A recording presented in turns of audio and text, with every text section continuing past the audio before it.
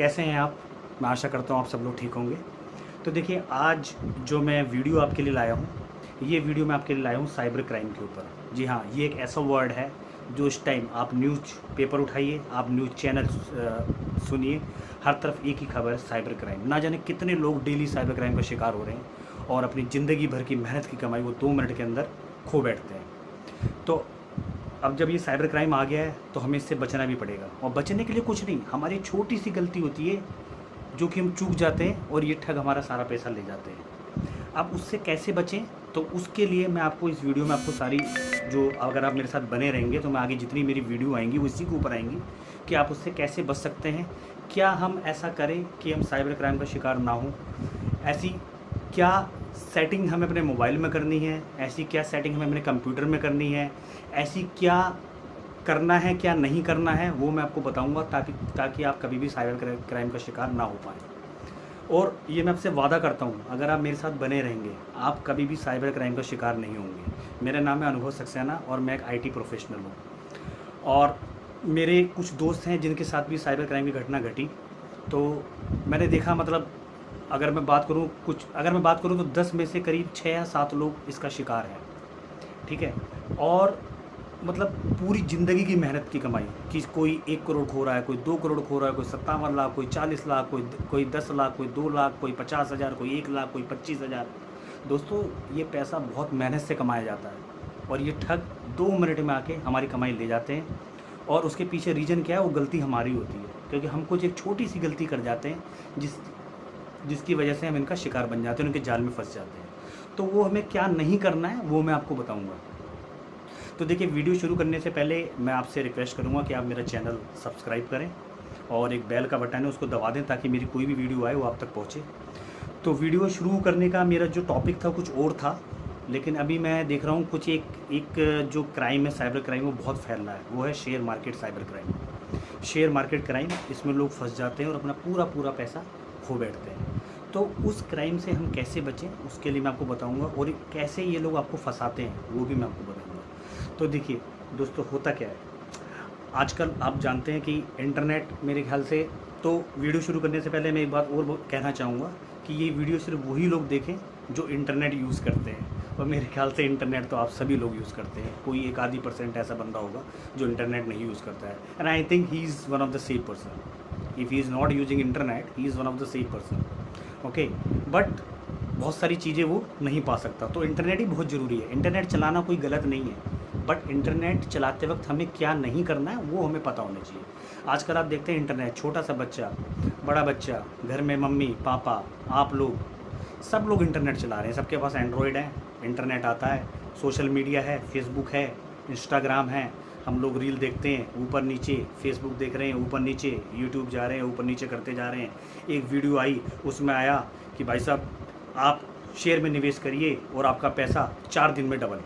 बस, क्या आप सोचते हैं कि 4 दिन में कोई पैसा आपका डबल कर सकता है? यार, पैसा कमाने के लिए पूरी मेहनत लगती है, पूरी लोग ज़िंदगी लगा देते हैं, तब पैसा कमता है। और एक बंदा हमसे कह रहा है कि भाई साहब आज आप पैसा लगाइए और मैं आपका 4 दिन के अंदर डबल कर दूँगा, ट्रिपल कर दूँगा। समझे? हम लोग क्या करते हैं, और एक, अगर मैं उसमें अगर साइकोलॉजी के ऊपर सोचूं तो ये बात ट्रिक कर जाती है कि इनका ऐड भी ऐसा आता है कि यार डबल हो रहा है, कि चल यार लगाता हूँ।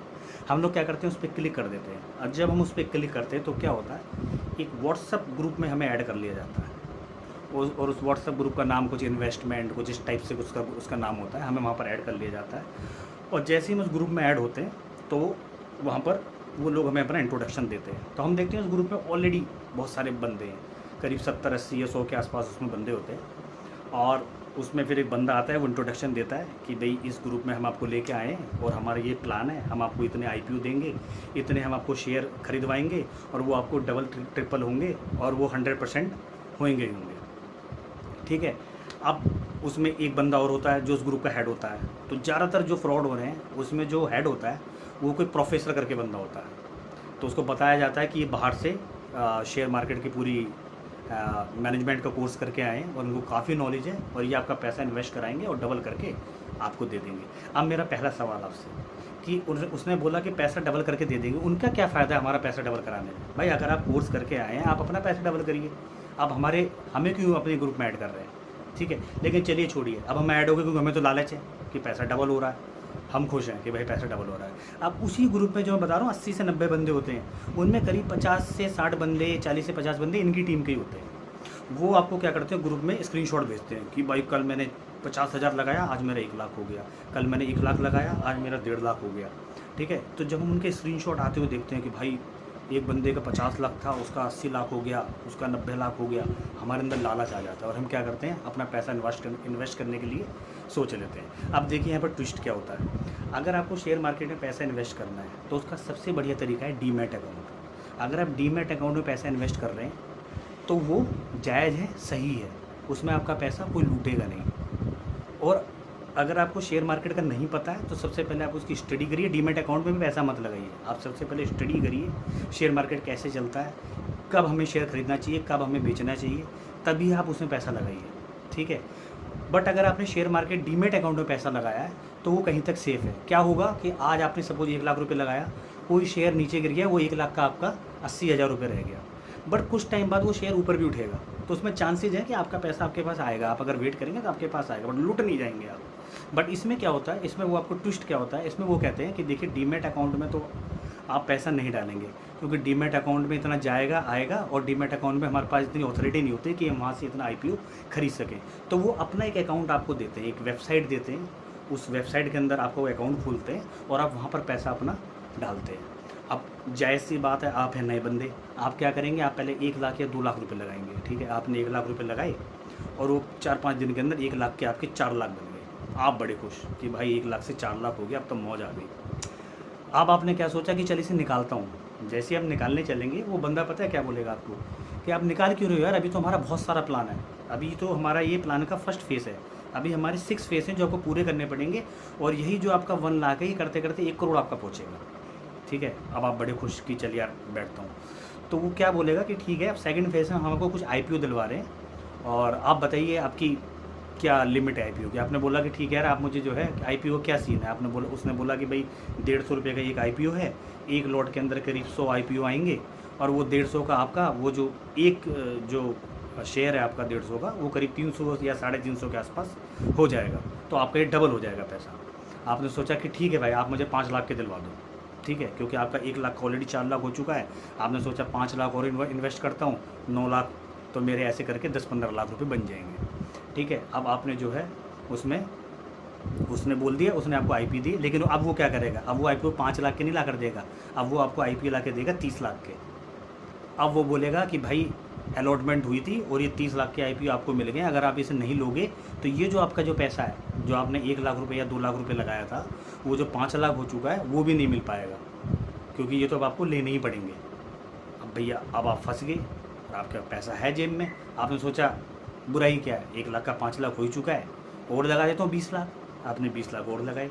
अब जब 20 लाख आपने लगाए, अच्छा इनका माइंड बहुत तेज़ होता है। ये क्या करते हैं, जो इनकी एप्लीकेशन है उसके अंदर वो IPO वैसे ही बढ़ता है जैसे ओरिजिनल में ही IPO बढ़ता है। आप डीमैट अकाउंट में देखेंगे तो उस शेयर का प्राइस भी वैसे ही बढ़ेगा जैसे इनकी एप्लीकेशन में बढ़ेगा। आप देख रहे हैं भाई मैंने 20 लाख लगाए, मेरे पैसे अब 30 लाख हो गए, अब मेरे 35 लाख हो गए, अब मेरे 40 लाख हो गए, ठीक है। अब वो IPO बंद हो गया, ठीक है। अब वो IPO वाला काम हो गया, आपके 20 के 40 हो गए। अब आपने बोला कि मैं इस पैसे को निकालता हूँ। अब वो आपको क्या बोलेगा कि आप एक काम करिए, इस पैसे को निकालने के लिए पहले बात तो उसे पता लग जाएगा कि आपको शक तो नहीं हुआ है। अगर आपको शक हो जाएगा, वो समझ जाते हैं कि आपको शक हो गया है, वो बोलेगा अभी तो सेकंड फेज़ है, अभी थर्ड फेज़ है, अभी आप थोड़ा पैसा और लगाते हैं, और वो आपको दबाव डालना शुरू कर देगा कि पैसे डालो, मेरे अकाउंट में पैसे डालो, ताकि मैं आपको और IPO दूँ, और वो IPO आपको अलॉट कर देगा।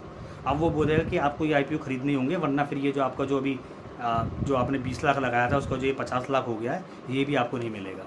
अब आपने सोचा यार ठीक है 10 लाख और लगा देता हूँ, कम से कम ये तो मेरा निकलेगा। अब आपने क्या करा, 20 लाख तो आपको लग ही गए थे, 1-2 लाख आपने पहले लगाए थे 22, 10 लाख आपने और लगा दिए, हो गए 32, ठीक है। 32 लाख आपने लगा दिए, वो फिर अकाउंट चल रहा है, वहाँ पर आपके हो गए 1.25 करोड़ के आसपास, ठीक है। अब आपके दिमाग में आएगा यार अब मैं पैसा निकाल लूँगा। अब आपने उसको प्रेशराइज़ करना शुरू करा, भाई मुझे मेरा पैसा निकाल के दो। अब वो पता है क्या बोलेगा कि पैसा तो मैं ऐसे नहीं निकलेगा, ये पूरा आपको कंप्लीट करना पड़ेगा, क्योंकि 5-6 स्टेप होते हैं, हमने आपको पहले ही बताए थे, ये पूरे करने पड़ते हैं। आपने बोला नहीं ऐसा कुछ नहीं है, मुझे तो मेरा पैसा भी चाहिए, मुझे ज़रूरत है। तो पता है क्या बोलेगा कि ठीक है आप 10% इसकी फ़ीस जमा कर दीजिए, जो इसमें निकलने का कमीशन लगता है। अब आप सोचिए 10% फ़ीस वो आपसे मांग रहा है, 1 करोड़ की 10% कितनी हो गई? 10 लाख। ठीक है, 10 लाख वो आपसे कह रहा है कि आप और डाल दो। तो यहीं आपको समझना है कि आप फंस चुके हैं। ठीक है, गलती ना करें 10 लाख भी और डालने की, क्योंकि आप पूरी तरीके से फंस चुके हैं। बल्कि मैं तो कहूँगा कि आप गलती ना करें 1 लाख रुपए भी डालने की। आप इनके चक्कर में फंसिए मत। कोई भी ऐसा लिंक आ रहा है जहाँ पर आपको बोला जा रहा है कि आप जो है डबल करके दूंगा, ट्रिपल करके दूंगा, आपको क्लिक ही नहीं करना है। अब ठीक है, अब जो बेचारा फंस चुका है, अब आप फंस गए। अब आपका जो है, अब आप 10 लाख रुपये नहीं देंगे, वो निकालने नहीं देगा, और 10 लाख रुपये दे के भी नहीं निकालने देगा। ठीक है, अब वो आपको और प्रेशराइज करेगा कि 10 लाख दो, 10 लाख दो, वरना दूसरा जो हमारा थर्ड फेस है उसके अंदर एंट्री करो।